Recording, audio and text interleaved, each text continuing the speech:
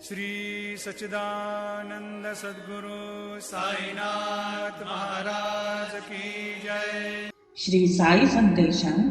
सदानिंब वृक्षस्य मूलादिवासात् सुधाप्राविणं तिक्तमव्यप्रियन्तं तरुङ्कल्पवृक्षादिकं साधयन्तं नमामीश्वरं सद्गुरुं ಸಾಯಿನಾಥಂ.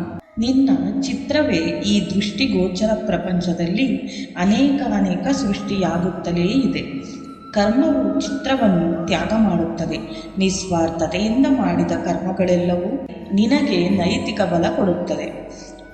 ನರಕ ಸ್ವರ್ಗಗಳ ಚಿಂತನೆ ಮಾಡದೆ ಕೇವಲ 5 ನಿಮಿಷ ಕರ್ಮವೆಸಗಿದಾಗ ನೀನು ಮಹಾತ್ಮನಾಗುತ್ತೀಯ. ಪ್ರತಿಯೊಬ್ಬರೂ ಅವರವರ ಪದ್ಧತಿಯಂತೆ ಜೀವನ ಮಾಡಲಿ.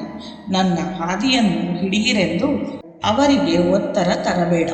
ನಿನಗೆ ಆ ಹಕ್ಕಿಲ್ಲ.